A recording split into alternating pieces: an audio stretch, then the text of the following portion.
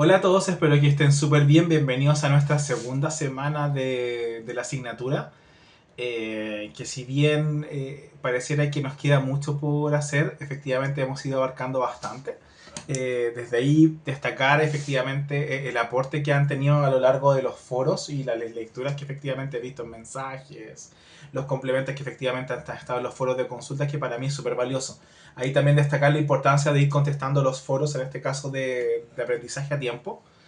Va a ser súper importante de que el foro número uno, que termina en este caso el día 22, si no me falla la memoria, ustedes lo puedan realizar a cabalidad, porque esto nos permite unir un poco lo que es el concepto con la realidad.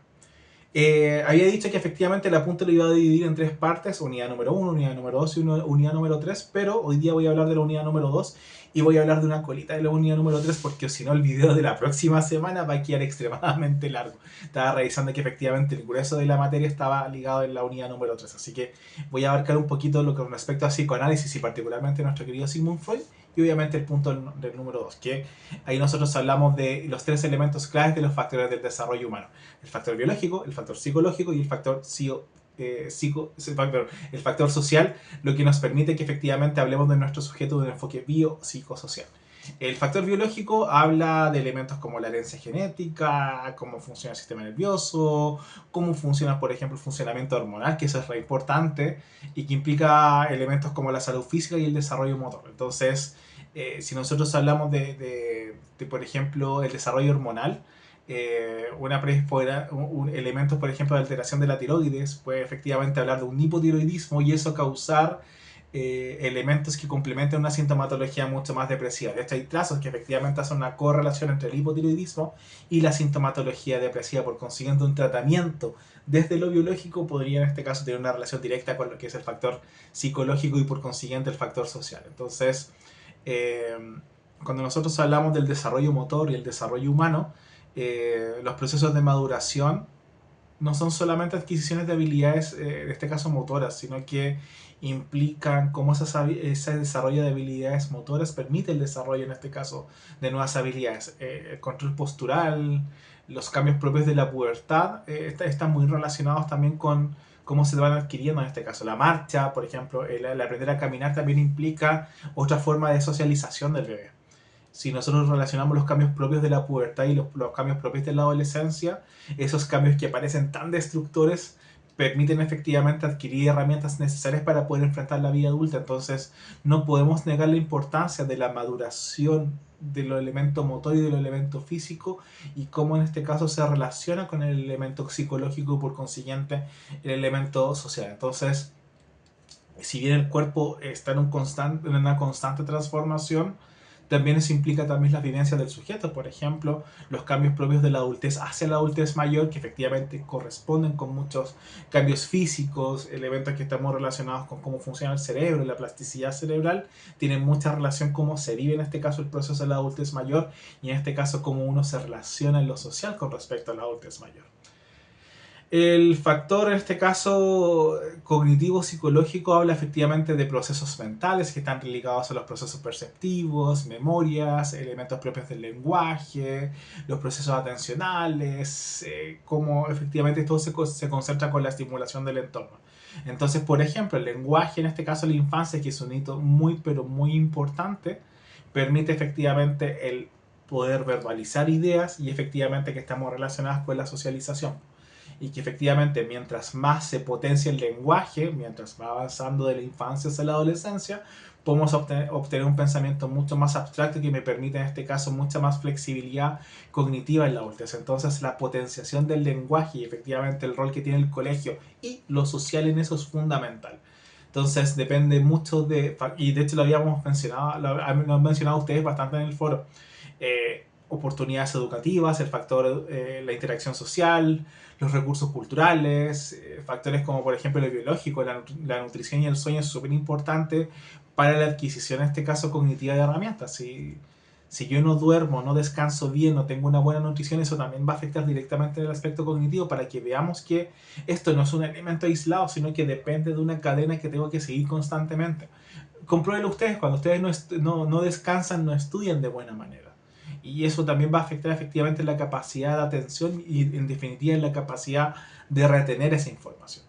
Por último, el factor social o psicosocial engloba elementos identitarios, como estos elementos identitarios en este caso se conjugan con lo social, que va relacionado en este caso con procesos de la vinculación afectiva, las relaciones familiares, la cultura, el rol social, la política, etc. La política no es del partido político, sino cómo funciona en la sociedad.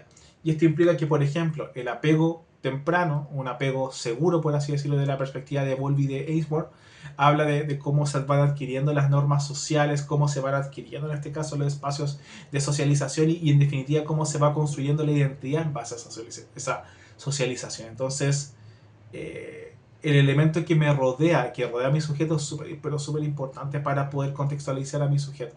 Entonces, elementos relacionados con la violencia, elementos relacionados con la pobreza, elementos relacionados con la discriminación, van a afectar el bienestar y en este caso las redes de apoyo que por ejemplo va a tener ese sujeto. Entonces, si el ambiente es amenazante, las herramientas que yo voy a obtener también van a ser un poco más defensivas en torno a eso. Entonces, ahí hablamos de que estos tres elementos no son aislados. Hablando un poco de la importancia de esta conjugación, efectivamente surge el enfoque psicoanalítico, principalmente hablado por nuestro querido y llamado odiado Sigmund Freud, que es el padre en este caso del psicoanálisis, y que lo que propone nuestro querido Sigmund Freud un poco a la palestra es cómo elementos de la infancia van a ser súper importantes para configurar en este caso la adultez, pero estos procesos que suceden en la infancia en muchos de los casos funcionan de una forma inconsciente. Entonces, él estableció esta estructura psíquica que se basa en el ello, en el yo y el super yo, en el id, en el ego, en el super ego, o en este caso en el inconsciente, preconsciente e inconsciente, si lo podemos relacionar. El ello, que en este caso es el elemento inconsciente, funciona desde el nacimiento en estricto rigor y está relacionado con la satisfacción de los impulsos básicos. Si nosotros consideramos un iceberg para configurar este aparato psíquico, uno tiene efectivamente, uno ve el océano, ve una puntita del iceberg, pero nos vamos a dar cuenta de que abajo del océano está todo el iceberg. Ese abajo del océano, donde lo que nosotros no vemos en estricto rigor es el inconsciente y el ello. ¿Qué es el objetivo del ello? Satisfacer en este caso los impulsos más, pero más básicos relacionados con el placer inmediato. Entonces, por eso se habla de que el ello funciona en base al principio del placer. El ello, desde el nacimiento, el bebé lo único que quiere es que satisfagan sus necesidades y lo antes posible.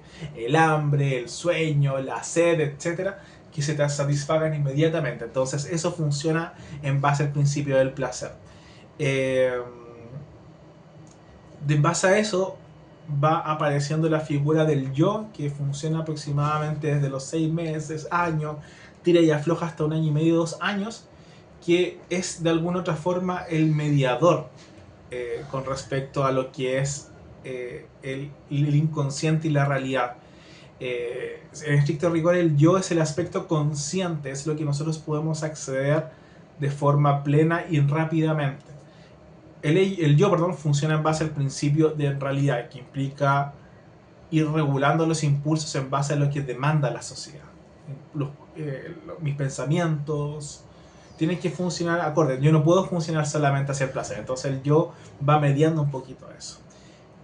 Por último, el super yo, que va surgiendo aproximadamente entre los 3 a los 5 años, tirilla floja, pero todo esto se va desarrollando obviamente a lo largo de toda la vida. El super yo, nosotros hablamos de que representa la conciencia moral. Y que está muy relacionado con el concepto de la norma social, de la exigencia en este caso social, etc. Entonces, un super yo efectivamente va a considerar que el placer no se puede ir de forma plena porque yo tengo que en este caso vivir en la sociedad. Y la sociedad implica ciertas reglas y ciertas normas. Hay super yo que son mucho más estrictos, que son mucho más culposos, hay super yo un poco más liberales. Por último, Sigmund Freud hacía esta referencia a estas 5 etapas de desarrollo psicosexual, que hablaba que efectivamente estaban vinculados a una zona erógena, que es el conflicto relacionado con el placer. Ahí es súper importante puntuar, no es un placer sexual per se, sino que efectivamente era la zona en este caso de satisfacción, o zona en este caso donde el niño podía obtener la mayor cantidad de placer desde dentro hacia afuera, por así decirlo. Tenemos la primera etapa, que es la etapa oral, que funciona desde el nacimiento hasta aproximadamente el año o 6 meses, insisto, tira y afloja, que habla relacionado con el placer que está en el acto de la succión, en el acto de morder, en el acto de mamar. Y esto está muy relacionado con el vínculo entre el sujeto y o el cuidador o la madre. Eh, Recordemos que el niño satisface todas sus necesidades primarias en esa edad a través efectivamente del acto del pecho materno, en este caso, o la leche materna que puede entregar un cuidador. Entonces aquí es súper importante el cómo en este caso se van satisfaciendo esas necesidades, se va estableciendo que el mundo es seguro y que no es tan amenazante para poder desarrollar. La segunda etapa es la etapa anal, que está principalmente relacionada con el control de esfínteres, va aproximadamente entre el año hasta los 3 años, insisto, tira y afloja un poquito con la extensión de la edad. Y aquí está muy relacionado con el primer control, en este caso, del niño. El aprender a controlar esfínteres es la primera sensación de tu control sobre tu cuerpo. Por eso es súper importante la ritualización. Y efectivamente aquí se va aprendiendo la disciplina, se va aprendiendo elementos propios del control. Entonces, aquí tiene que haber una ritualización en su justa medida. Hay veces que efectivamente los papás son muy estrictos en esta etapa y efectivamente provocan mucha rigidez con respecto a la desorganización. Entonces tiene que mantenerse todo muy ordenado. Hay mucha relación con los trastornos obsesivos compulsivos y los trastornos de conducta alimenticia en esta etapa con respecto al control. Pero podemos pasar hacia la otra mirada. Padres completamente liberales con esta etapa de libre demanda que pueden efectivamente generar que efectivamente el niño se acostumbra que efectivamente la liberación, en este caso, es descontrolada. Eso se traduce, por ejemplo, en adultos que no pueden, no manejan los límites sociales, que son inadecuados, etc. Por eso es súper importante de que la ritualización de ir al baño y la ritualización de las controles de esfínter sea súper regulada y que sea en su justa medida. La tercera etapa es la etapa fálica, que efectivamente va desde los 3, 4 años hasta los 6 años aproximadamente, donde está relacionado con la primera identificación del órgano sexual. Y esto implica la identificación de que mi cuerpo es distinto al del otro, de que efectivamente esta es una zona erógena y de hecho empiezan las primeras conductas masturbatorias muy primarias. El sobarse, el tocarse es parte un poco del proceso de porque es el reconocimiento y se van reconociendo distintos en el espejo con respecto al otro. Aquí también surge efectivamente el complejo de Edipo-Electra. Recordemos que Freud hizo esta teoría hace años atrás, donde habla de la atracción hacia el otro, en este caso hacia la madre, cuando es el niño, y en este caso con la madre cuando es lo que se considera como niño. Aquí es súper importante, porque si esto lo llevamos a la actualidad, es cuál es la figura que efectivamente es protectora y cuál es la figura que es socializadora. Entonces ahí es súper importante el rol efectivamente porque siempre va a haber un rol efectivamente que es mucho más afectivo, que es mucho más en este caso protector, y va a haber efectivamente otro que también es afectivo pero también nos lleva un poco a la separación. Entonces la idea es que efectivamente no se produzca una simbiosis con efectivamente esta figura protectora y se transforme en una sobreprotección que lo deje salir al niño, y que efectivamente esta figura socializadora te ayude a decir, oye, el niño tiene que salir a jugar, oye, el niño tiene que relacionarse con sus compañeros, oye, el niño se tiene que relacionar con sus amigos, se tiene que relacionar con personas distintas efectivamente a esa figura protectora. Entonces ahí es súper importante esa triada, y que efectivamente esa persona, ese externo, que efectivamente es el socializador, pueda separar un poquito esas aguas y que no se produzca en este caso como esta sobresinergia, por así decirlo. Eso no necesariamente tiene que ser madre o padre, puede ser dos madres, puede ser dos padres, puede ser una madre con la abuela, puede ser una madre con el abuelo y así. Y que efectivamente hay una figura que diga, el niño no puede ser solamente amor, sino que tiene que salir a socializar. La siguiente etapa es la de latencia, que está relacionada efectivamente con una relativa calma, como comenta Freud con respecto a los impulsos. Y aquí esta energía es principalmente dirigida a lo que es el aprendizaje, la socialización y lo que es el desarrollo cognitivo. Dice, Freud menciona que efectivamente esta es la etapa predilecta para que los niños aprendan. Surge a la última etapa, que en este caso es la etapa genital, que va desde lo que es en la pubertad efectivamente en adelante. Se habla efectivamente de un cierre hacia los 18 años, pero las teorías actuales del desarrollo hablan de una adolescencia un poco más tardía. Efectivamente, en la etapa donde hay una maduración sexual, está en este caso el reconocimiento de la sexualidad como algo ligado a lo que es el afecto. Efectivamente es el desarrollo de las conductas masturbatorias mucho más ligadas a lo que es el autoplacer y efectivamente el placer con un otro. Eh, pero aquí efectivamente el adolescente en este periodo de guerra, por así decirlo, que tiene consigo mismo, va asociando que la vinculación con el otro y efectivamente la sexualidad es para poder relacionarse con el otro. Entonces, esta última etapa lo que busca es poder integrar todo lo que he ido aprendiendo a lo largo, en este caso, de la vida para buscar una personalidad que, entre comillas, en este caso, sea equilibrada. Aquí va a ser también súper importante la enseñanza con respecto a la sexualidad segura, la sexualidad con respecto a la vinculación, con el concepto del amor, con el concepto del placer y con el concepto de los límites, que también es súper importante. Entonces, todos los conflictos que puedan tener en estas etapas, Freud los llamaba fijaciones. Y eso implica que el conflicto en esa etapa, por así decirlo, no se pudo solucionar. Lo que hablábamos, por ejemplo, con el control de esfínter, pues si hay un ambiente muy estricto, nos quedamos en ese conflicto en la etapa anal, y eso puede tener efectivamente que yo todo lo que venga después lo quiero mantener con demasiado control, porque si no mantengo ese control, eso me puede llevar a un castigo. Entonces es súper interesante el enfoque psicoanalítico, porque me permite en este caso una mirada profunda con respecto a lo que es la infancia y en este caso el desarrollo humano. Entonces todo esto que sucede no lo tenemos consciente, y esa es la gracia que nos trae un poco Freud a la palestra, que este elemento es inconsciente y que efectivamente va operando, como por así decirlo, desde atrás en nuestra vida cotidiana.